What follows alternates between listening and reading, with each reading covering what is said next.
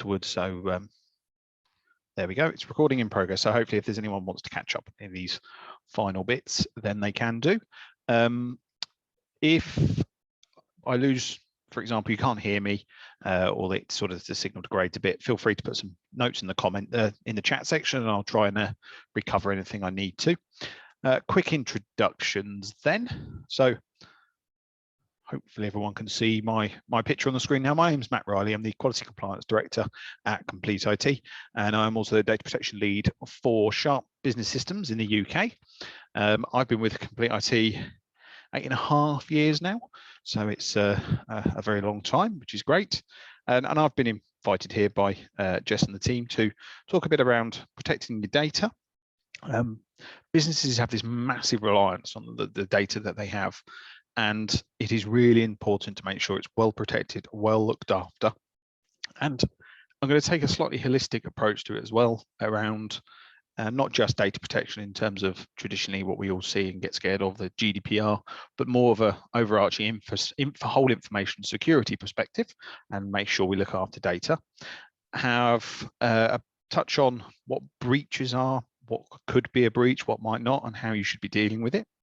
Then some steps you can all take that are easy in practice. They're not, it doesn't involve complex systems, but what you can do to help protect yourself in case of a breach. And finally, a bit of a quick update about what's been going on in the world in the last year, to hopefully, again, there's been a lot of changes, so hopefully you can all take something away from that. But the first thing I wanted to do is ask a question to everyone, and I'm hoping my little poll will work. So I hope that's popped up on the screen. Please someone tell me if it hasn't popped up on screen. One simple question: have you ever had a breach? And I'm being vague, so bear with me. But yeah, if you could all vote, please. I'll give that a few seconds. Let's have a look. Oh, the majority now have voted. I'll give it 20 more seconds. And I'm going to, hopefully I can share the results, but if not, I'll just read them out loud. Right, yes, no.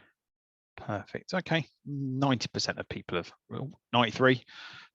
Yeah, so I'll end it there. So 93% of you, thank you, have voted. And so the answer to this, so 41% of the people on this webinar think they have had a breach, 45% they haven't, and 14% say they're not sure. So what I'm hoping to do is hopefully towards the end of, after this webinar, I'm going to ask the same question again, and just to see if there is any differences in here. So we will hopefully people have learned some stuff, which will be great. So moving onwards then.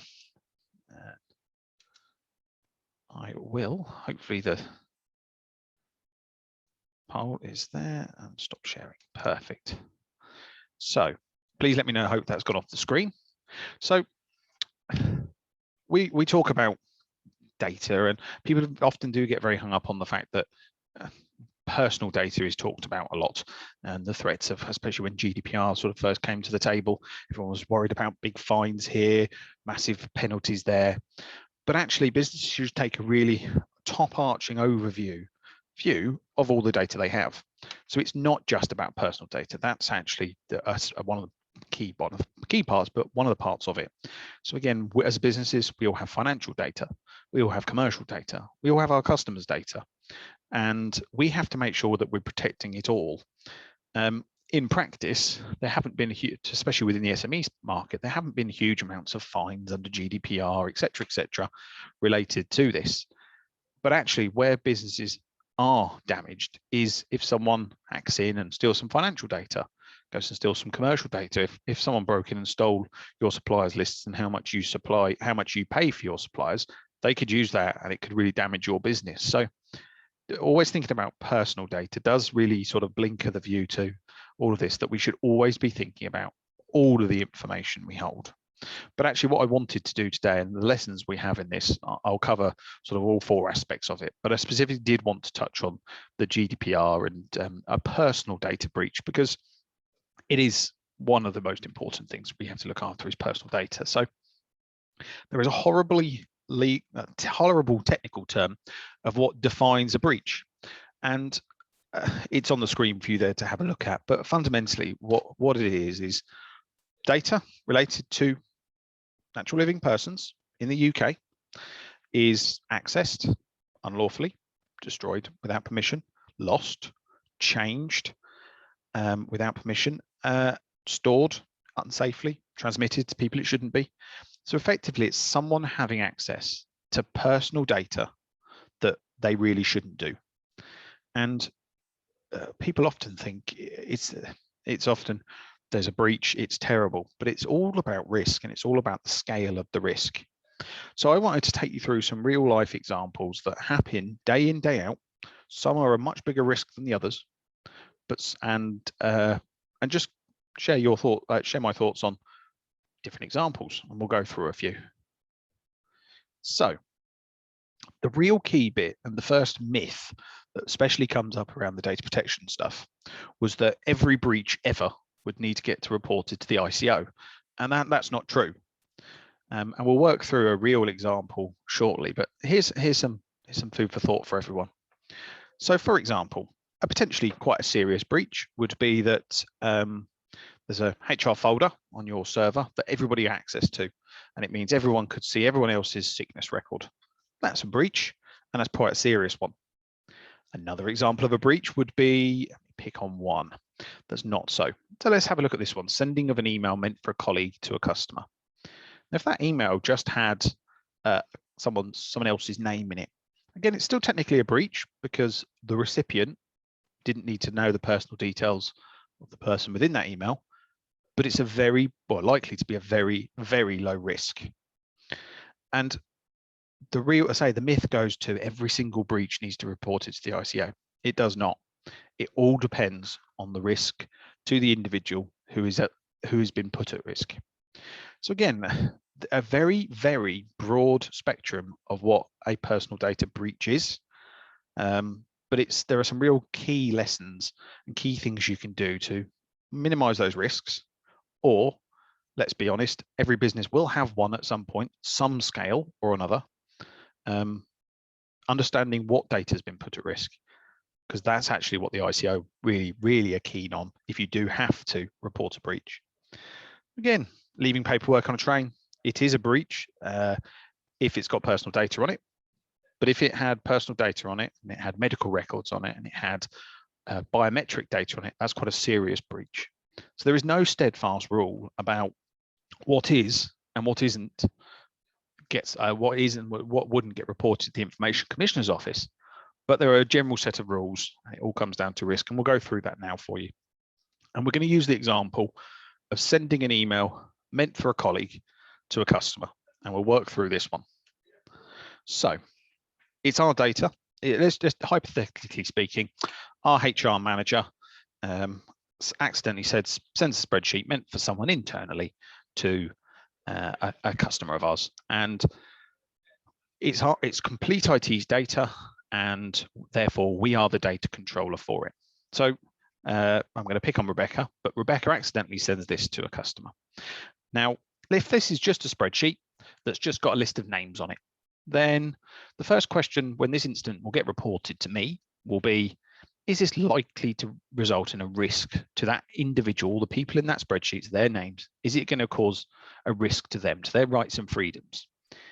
If the answer is no, actually, that's it. You record that the incident's occurred, you hopefully learn from it, and you put things in place where possible to make sure it doesn't happen again.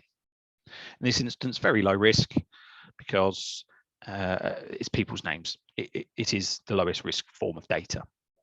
Now, let's just say that spreadsheet also had my medical history on it. So Rebecca had accidentally sent a list of our team members to the customer, and it also had a sickness absence record on it. So it said that I might be diabetic or something like that.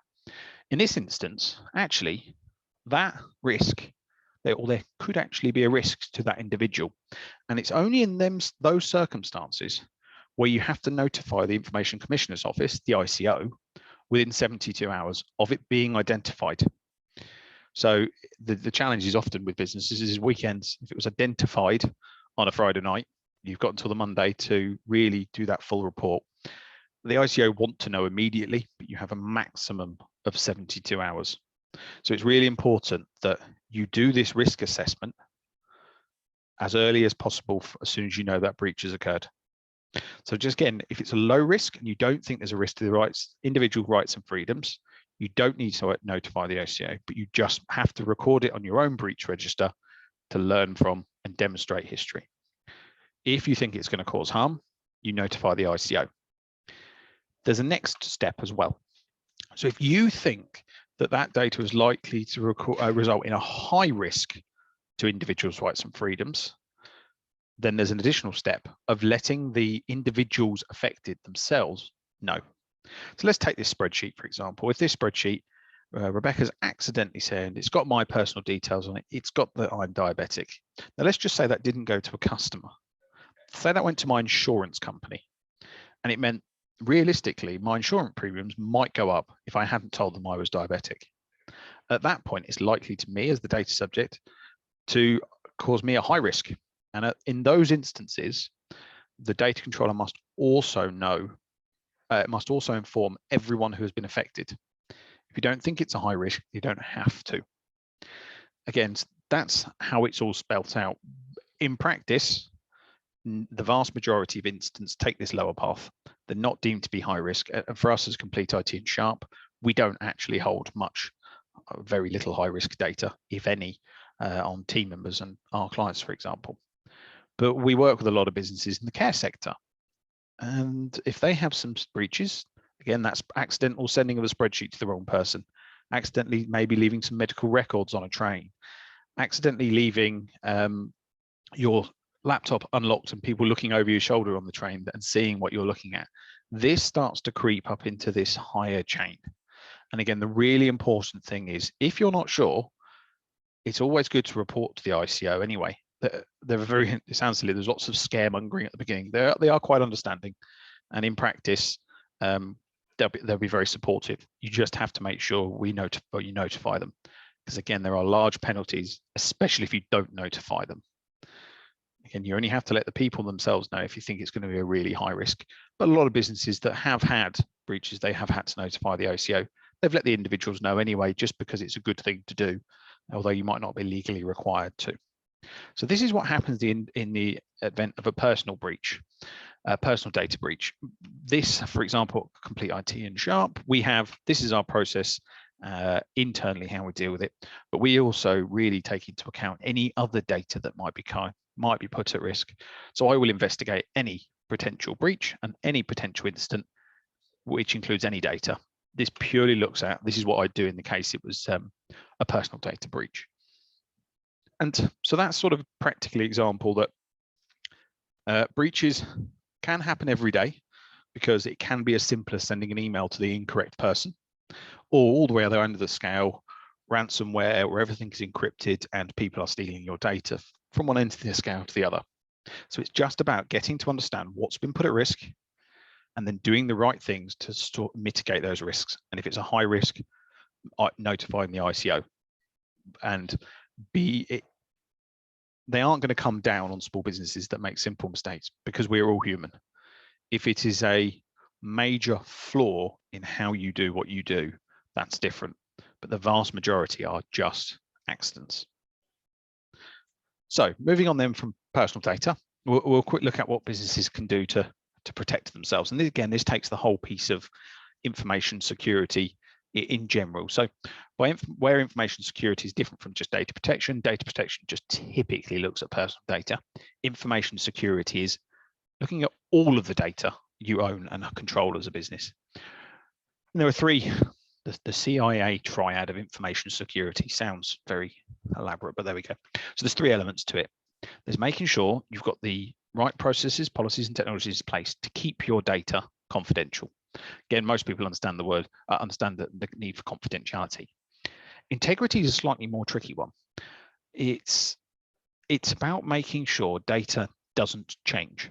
So again, if we had a spreadsheet stored on our HR file on our server and it had everyone's salaries in it, and if I went and changed my salary and it meant I got paid a different amount. The integrity of the data is gone.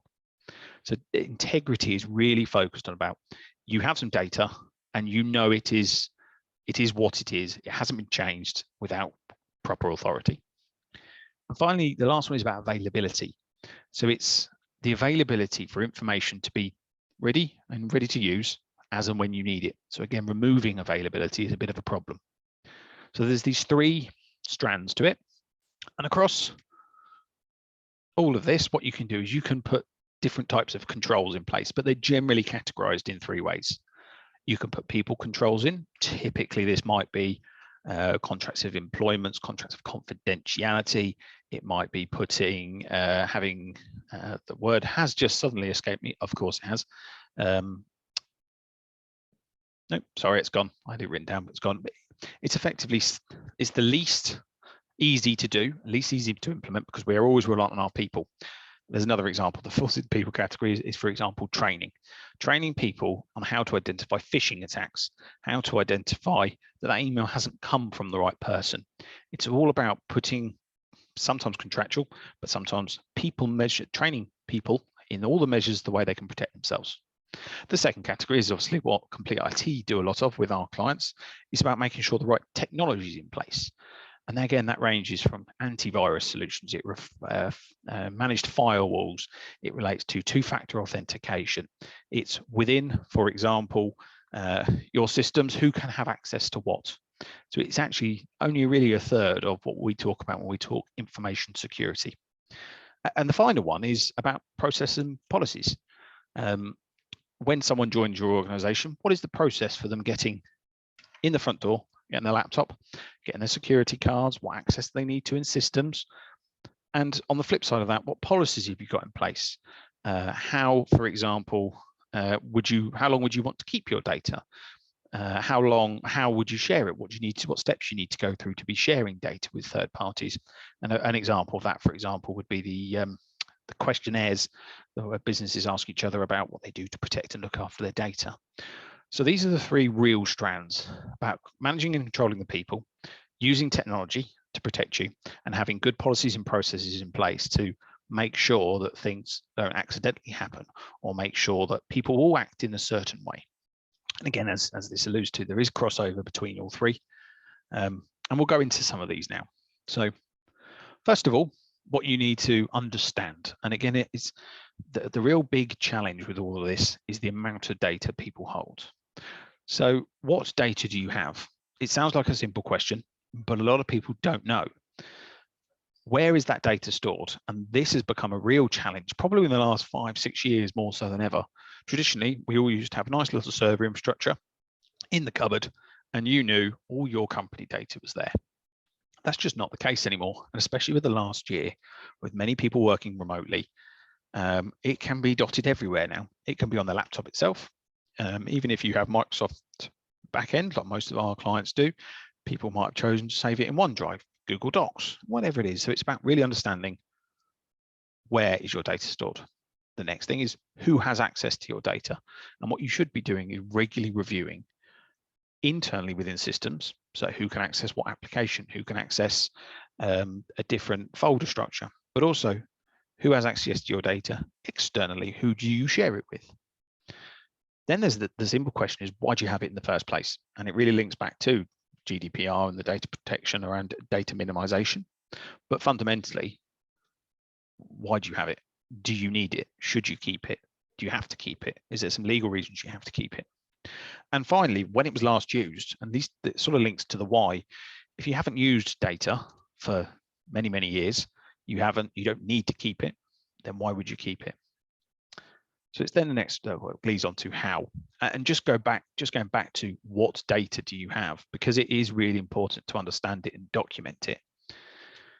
A lot of businesses don't really click around the amount of data they hold. So again, intellectual property is probably more valuable to businesses that have it than many others. As a particular example, in the healthcare sector, you have lots of trial data. We do quite a lot with the healthcare sector and the biochemical sector. So it's then really about understanding all of that. you have data about how your business operates, that if somebody else stole and they could operate in the same way you do, who's to say they couldn't steal the business from you? And again, the more traditional stuff, your details about your team, the personal data, again, touching on the operations, about links to your supply chain.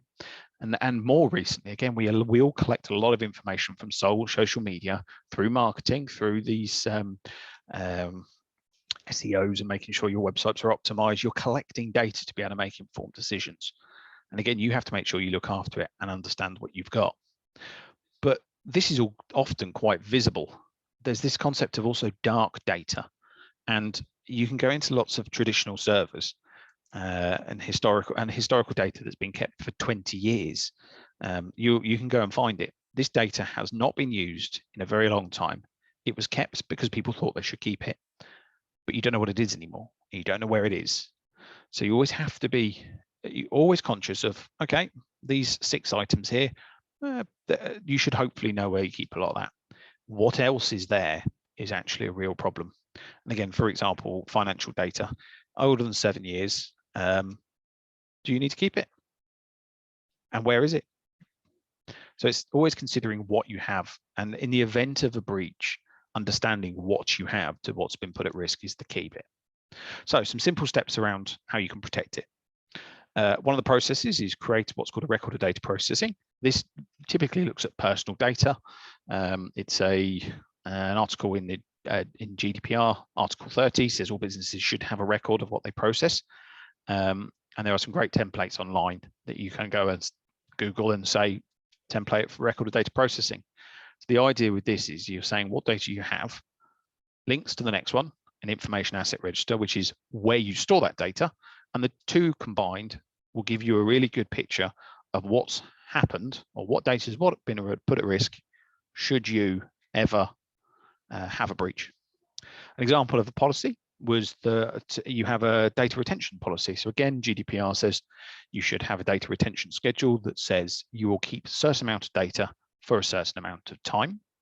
Again, another legal requirement that all businesses should have. A couple of the people ones then. So regular review, as I touched on, who has access to your data. And I can never emphasize enough, training, more training, more training. And especially around the breach bit. And I've spoken to people in the past and I've said, oh, how many breaches have you ever had? And the answer, we've never had any. And I said, the next question was, okay, how do you identify a breach? And the answer was, oh, I don't know. So actually, in all businesses, they happen every day. Not to the high risk that you need to report to the ICO, but you need your teams to be able to identify something has gone wrong and then know how to report it and who to report it to so it can be investigated. And that all comes down to training. And then finally, as I've already touched on some technical controls, but physical devices, you say your firewalls, your antivirus, and then sort of more system side, so your single sign-on, your password managers, your email filtering, your multi-factor authentication. These are the bits that we as Complete IT really specialize in. So again, have a good chat with your technical consultant and they can make sure that you've got the right technology in place to protect you to the right level. So moving on from then how we protect it, a couple of did you knows. We, as a data controller, work with 700 odd clients now, I think, across the UK. When one of our clients has a breach, it potentially puts Complete IT data at risk. So we have to keep a record because actually it's our responsibility because we've shared our company data with our clients. And 85% of those recorded incidents could have been solved or wouldn't have occurred if the businesses had multi-factor authentication in place. For the vast majority of the clients we support that do have Microsoft Office 365 or Microsoft 365, two-factor authentication does come as standard with it. You can buy more advanced solutions if you need to, but it comes with it. And I cannot recommend enough to get multi-factor authentication in place. It's never going to solve us. It's never going to stop 100% of incidents because unfortunately criminals are very clever around this, but it gives you that extra line of defense that I cannot emphasize enough. And then another key stat really was that 35% of all the breaches that reported to the ICO where they've had to act have been because of phishing. and phishing attacks, and there's various names for it: phishing, smishing.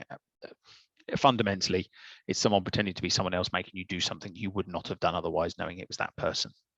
So again, that education piece around phishing is really, really important too.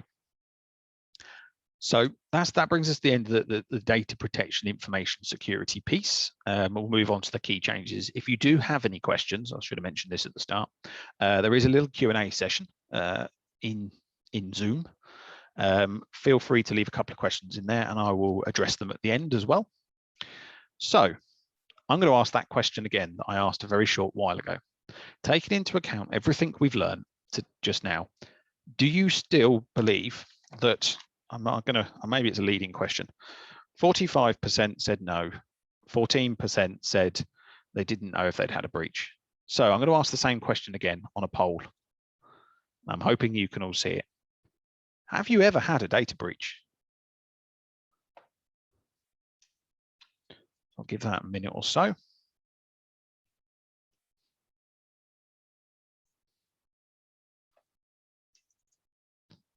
Oh, nearly 90% of you have voted now, so we'll share those results.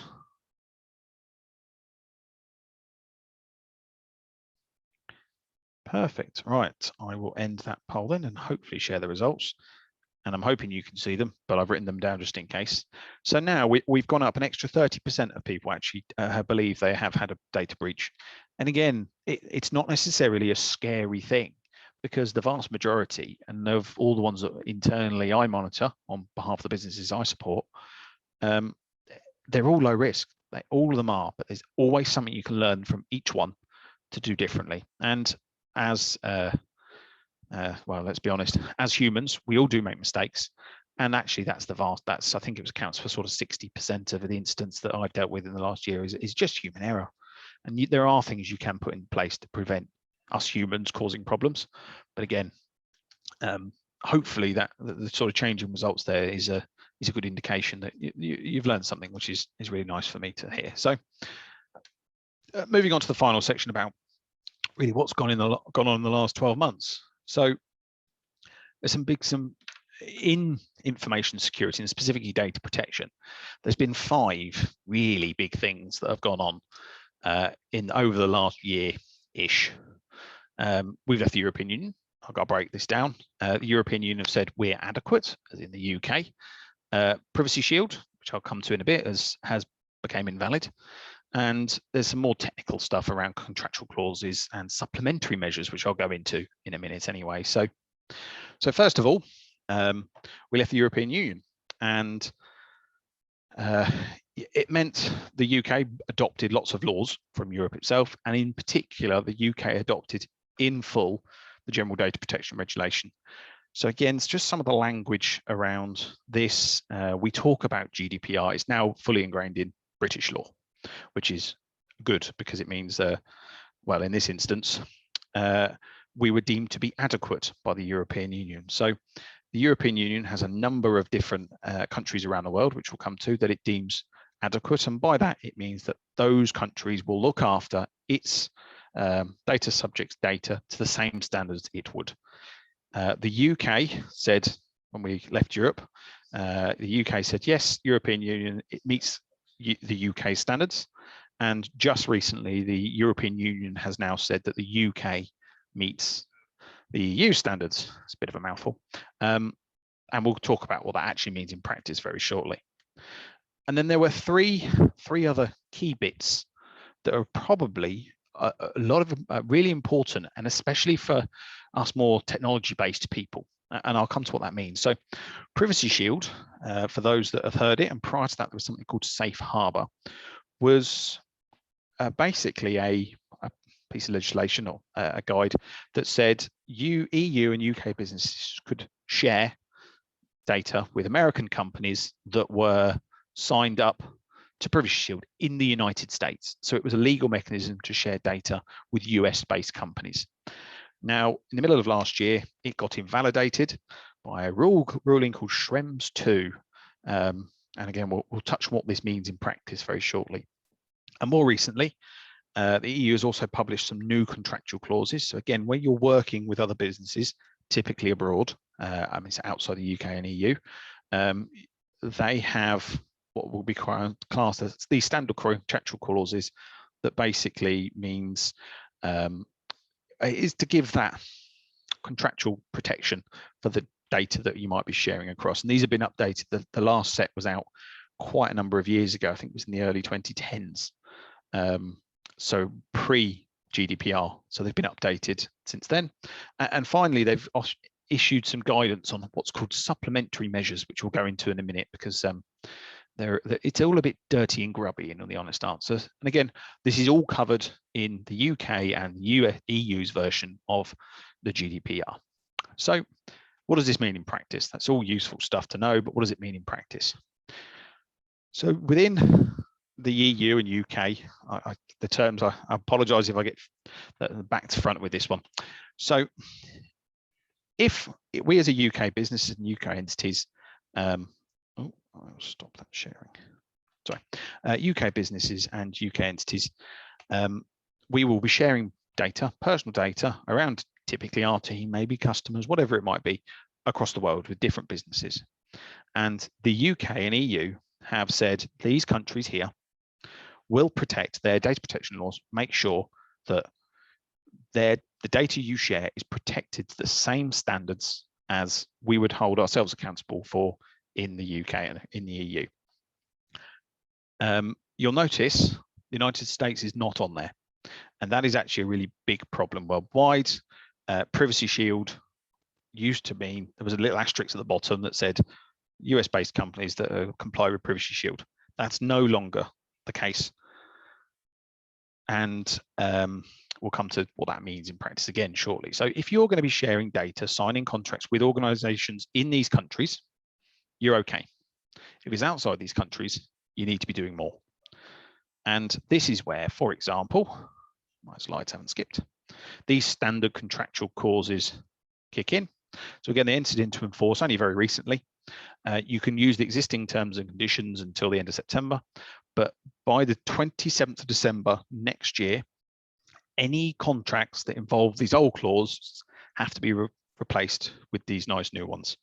And they are slightly more strict in some areas, but slightly more flexible in other areas. And one of the real challenges with the existing standard contractual clauses is they were very, very narrow around controller to processor relationships. So they all really the technical elements. The template, there are more templates with the newer versions of the contracts, so hopefully making it easier for businesses. So the idea is if you're doing work with, say, a company based abroad who's not one in that little group we just seen, you need to make sure these standard contractual clauses are in place for when you're sharing data with them, personal data, to make sure that, again, you've just got as much legal protection as possible. And again, why in a technology sector, this is a problem, because let's be frank, most of the major tech companies in the world are US-owned cloud providers or US-owned providers. And one of the historical pieces, again, we've spoken to a lot of clients about over the years, is that they have a legal requirement to keep their data in the UK or in the EU. Well, that's okay. Potentially in the legal sector, you might have to keep certain data in the UK, and that's a regulation within that speciality.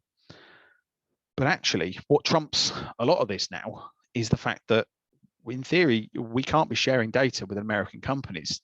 And there's two real reasons why, and this is why this is all very problematic. The first one is the American, the Foreign Intelligence Surveillance Act, FISA, which means US companies must legally hand data over to the US government agencies, CIA, FBI, under this. And then secondly, there's also the Cloud Act, which means they can access data anywhere in the world.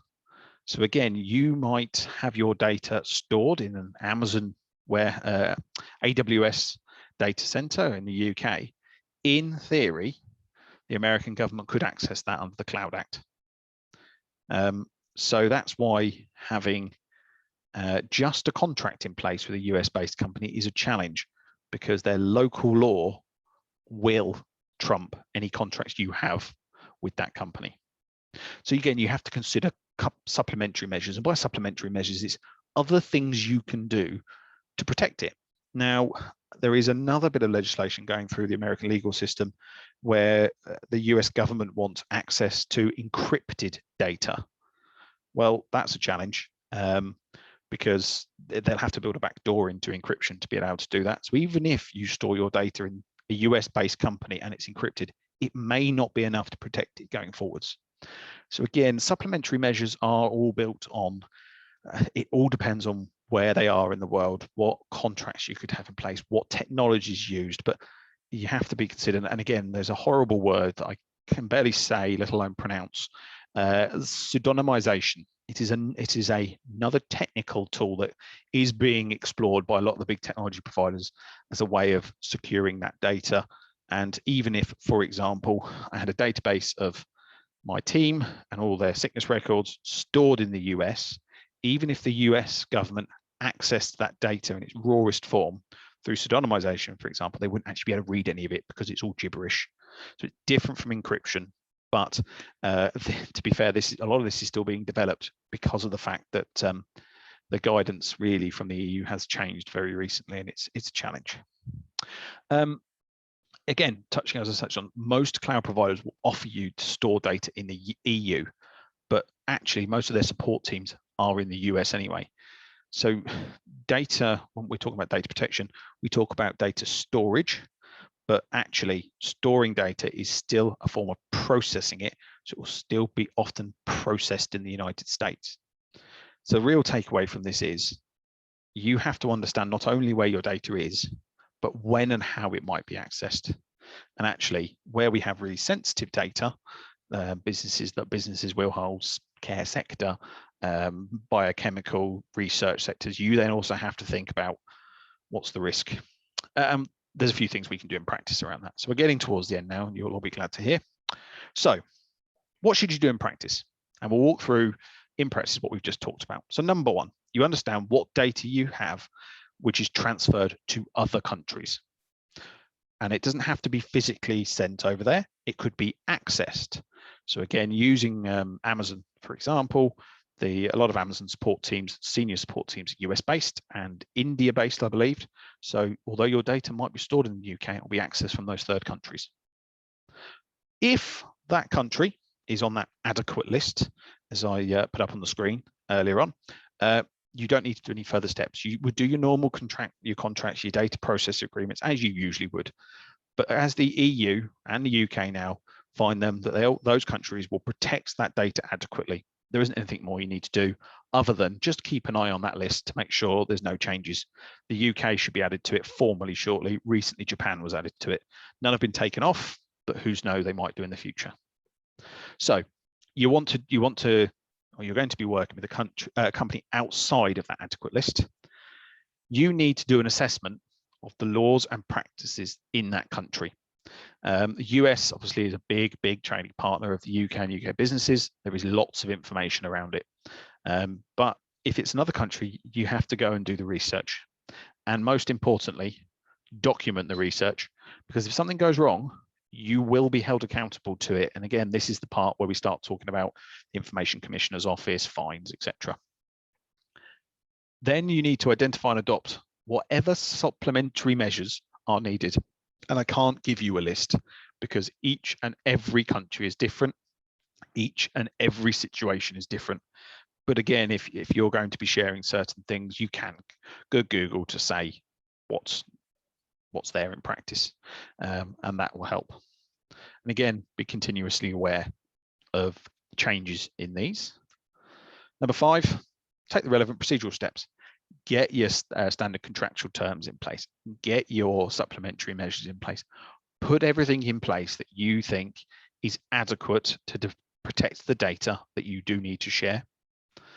And finally, review everything above on an ongoing basis, especially if it's high risk. If it's really low risk stuff, the regular basis could be once a year.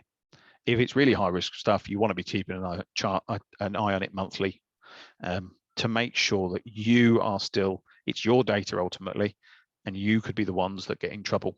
And again, what's the risks of it getting wrong? You could get fines. Again, in practice, we haven't seen a huge amount. What we have seen in the last year is being the ICO forcing businesses to stop doing something. And there was an example, there's one in Germany that I can refer to, I was reading last week. It was a company that was using SurveyMonkey to do questionnaires and surveys, funnily enough. They were told to immediately stop doing that because they hadn't done all the previous steps. Again, there are plenty of different options around doing survey tools, but they were required to stop immediately and had to cease. Now that's SurveyMonkey. There's probably alternatives.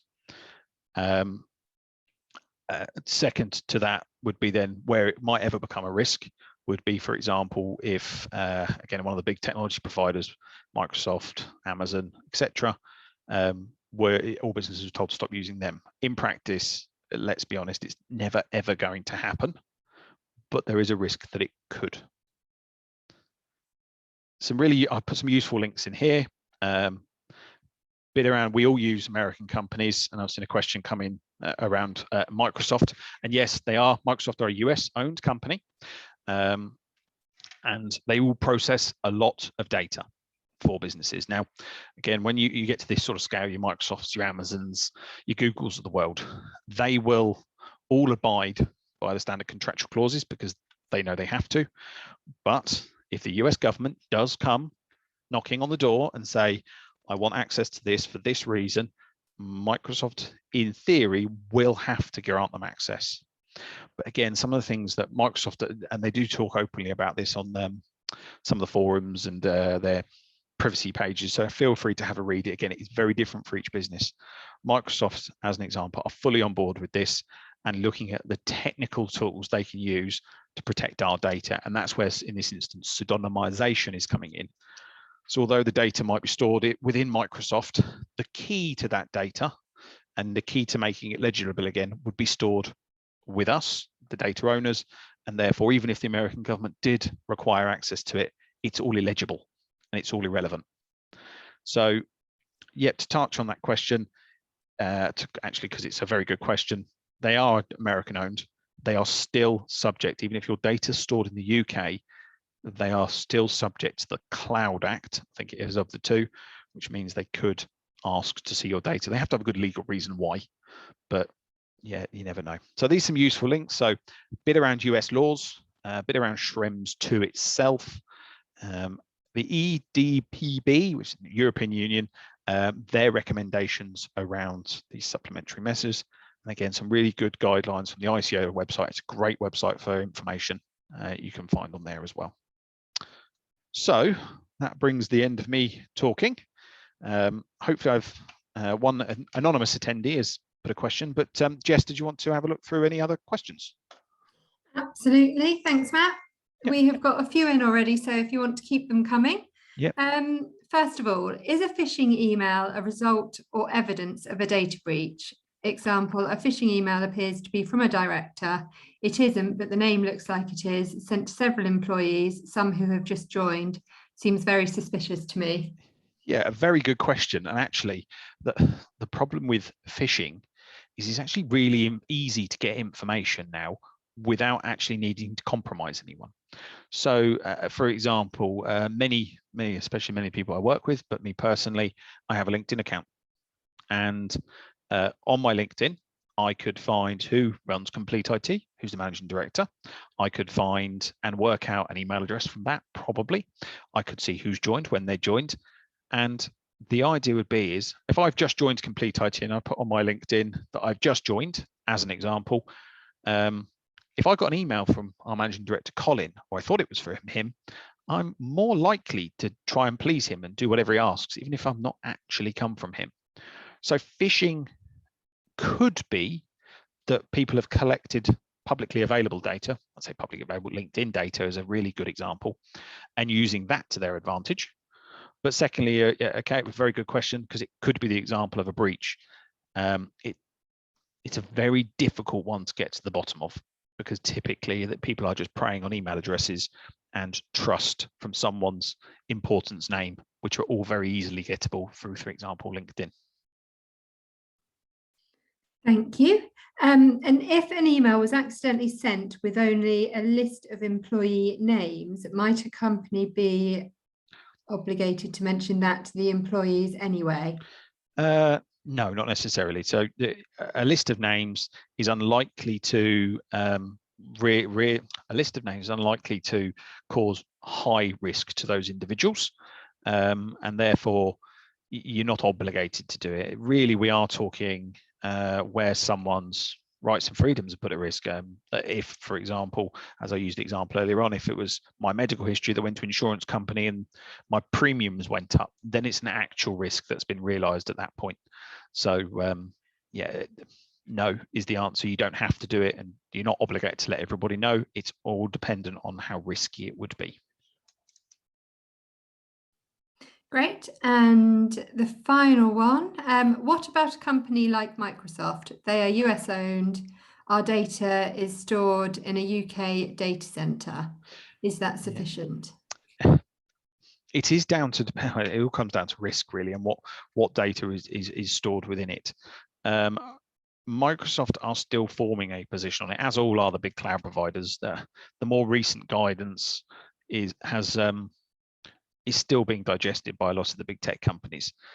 In practice, the EU and the ICO aren't going to be looking at this in depth, fining people and attacking businesses anytime soon, because there is confusion out there. Microsoft need to be at the front of this, otherwise they will lose a lot of customers. So yes, in terms of the data stored in the UK, it minimises the risk, but there is still always going to be a risk there, and that hopefully will be resolved over time. And again, it is about proportionality. I was on a webinar myself a couple of weeks ago and a company saying how it would pseudonymize the data, send it everywhere in the world, split it around the world, but it would have cost a fortune to do. And in practice, that's just not proportional to small and medium-sized businesses. And one of the good things, especially about Microsoft, it is very good at scaling what it does to these small and medium-sized businesses. So at the moment, 99% of the businesses in the world, or in the EU and the UK, are not compliant with this, but it's coming, and it's just something to really keep an eye on for as this evolves. And again, hopefully, some of those links I put on the previous slides, and I think if anybody would like the slide, I believe Jess might be sending them out afterwards. Have a look and keep yourselves up to date. And again, I'll do another one of these webinars in the future to keep everybody else up to date as well. Thank you, Matt. That was absolutely brilliant. I think you managed to make a subject that might not be the most exciting very interesting. So I don't know what you're on about, Jess. It's thrilling. I mean, who doesn't get up for this every day? It isn't. It's not exciting, but it's very important. So I hope that people that have come along today can take something away from it. If there are any questions as well, I'll be sending out the recording and some other bits. So please do get them over to me, and I'll pass them over to Matt or anyone else that can help. Brilliant. Thank you. Right. Well, again, thank you all very much, and enjoy the rest of your days. Brilliant. Thank you.